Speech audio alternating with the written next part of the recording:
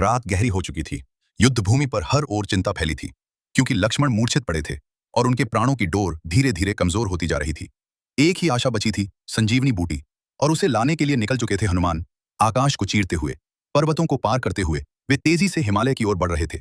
उनके मन में केवल एक ही संकल्प था, लक्ष्मण को बचाना है। लेकिन लोक कथाओं में कहा जाता है कि इस यात्रा में केवल वेग नहीं, एक रहस्य भी उनका इंतजार कर रहा था। जैसे ही हनुमान उत्तर दिशा में पहुंचे, उन्हें दूर एक चमकता हुआ आश्रम दिखाई दिया।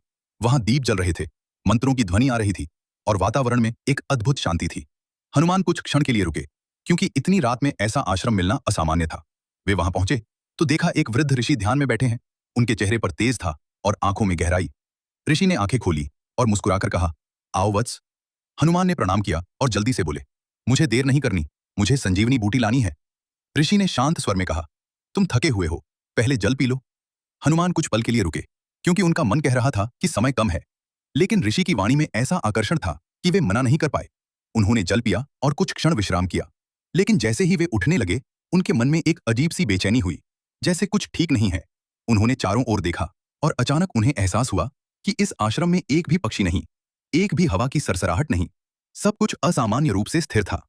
हनुमान की दृष्टि तेज हो गई। उन्होंने उस ऋषि की ओर देखा और गंभीर स्वर में पूछा, आप कौन हैं? उसी क्षण ऋषि की मुस्कान बदल गई और उसका रूप विकृत होने लगा। कुछ ही पल में वह एक राक्षस बन गया। लोक कथाओं में उसे कालनेमी कहा गया है। रावण ने उसे भेजा था ताकि वह हनुमान को रोक सके। कालनेमी हंसते हुए बोला, यदि तुम थोड़ी देर और रुक जाते तो तुम्हारा कार्य यही समाप्त हो जाता। हनुमान क्रोधित हो उठे। उन्होंने बिना समय गवाए उसे परास्त कर दिया। लेकिन जाते जाते कालनेमी ने एक बात कही, तुम जितना सोचते हो, समय उससे भी कम है। यह सुनकर हनुमान का हृदय और तेज धड़कने लगा। वे तुरंत वहां से उड़ चले। लेकिन रहस्य यहीं खत्म नहीं हुआ।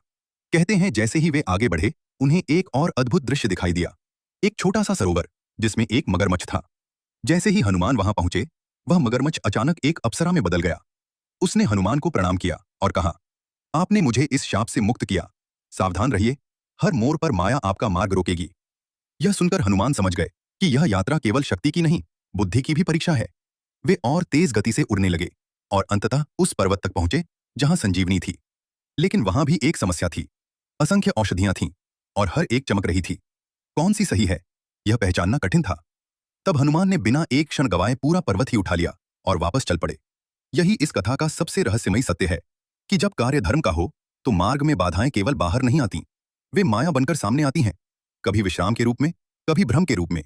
लेकिन जो सच्चा भक्त होता है, वह हर छल को पहचान लेता है और अंत में वही विजय पाता है। जय श्री राम।